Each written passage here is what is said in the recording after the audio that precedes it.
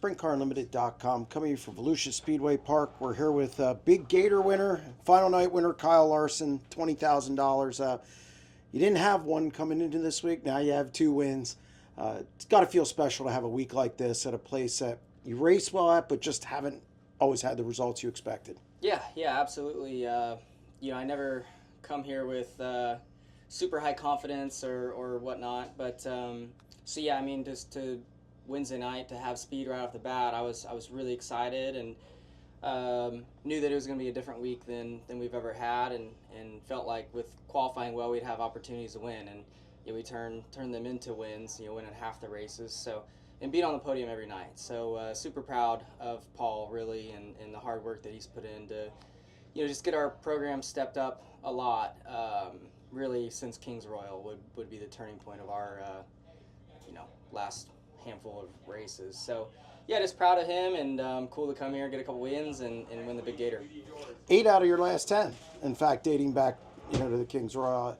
That's quite a string, and then the other two obviously podiums. So Yeah. whatever you found, the rest seems like the rest of the field is better watch out, because you guys have started better than you started in a long time. Yeah, no, I think it's just it's really cool, and too, I think to come here and be fast without the exhaust, the turned up headers and stuff where everybody thought we got our speed from, and then now it's the wing. So it's funny, but it's really just hard work. I think it's more than any gimmick that people want to talk about. It's just hard work, and when you suck bad enough and qualifying 40th at the Kings Royal is super embarrassing, and not transferring the feature is embarrassing. So yeah, just went to work and found a lot of speed, which was nice.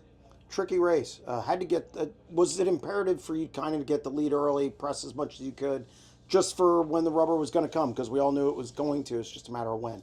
Yeah, I mean, I didn't really know if it was going to come or not. I expected it to maybe come, but not as aggressively as it did. But I always want to be leading, so it doesn't matter what the surface is like. I want to get to the lead as quick as I can, because I feel like I do a good job of managing the race from the lead, and I'd rather be pacing, running my own pace, and making guys try and work to get around me.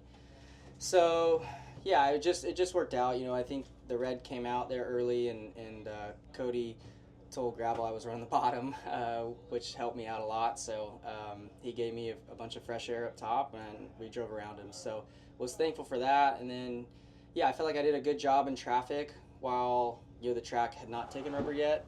And then I felt it start latching, and knew it was going to be more difficult to pass people as it became. And then you're just trying to push, but also manage your tires and not wear them out too bad. And I was just nervous because the rubber was really wide. So I felt like if I just closed off my corner too much, Logan, I saw he got to second, could have a bunch of fresh air to get around me. So it was just tough to lead at that point. But the caution I was thankful for, because I felt like we would just click off laps. I knew we'd catch traffic, but I felt like we would only spend 3 or 4 laps in traffic, which we did. But then it looked like it was very narrow rubber by that point. So just had to be patiently aggressive, I guess, back there. But made a couple mistakes trying to be a little too aggressive, and then just decided to just shut it down and run the bottom.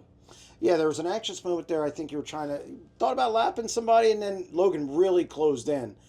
Did you hear him? Did you know how close he was? And was that at the point where you said, okay, enough's enough, I'm just going to settle in here? Yeah, I actually counted the laps wrong a little bit. Like, the flagman, he's so animated in the stand that, he's always doing something. And I thought he said, 5 to go, which I thought came early. And then I thought I saw him hold up 2 sticks. I'm like, okay.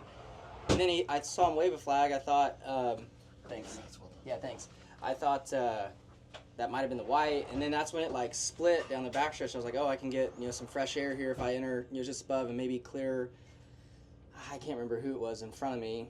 And get to the checkered. And then I got to the line. I was like, that wasn't. They weren't waving a flag now. So then I was kind of stuck with a bad angle into one, and just got no air on my wing, and I knew he'd be coming, so I had to kind of close the door, and I saw his nose wing.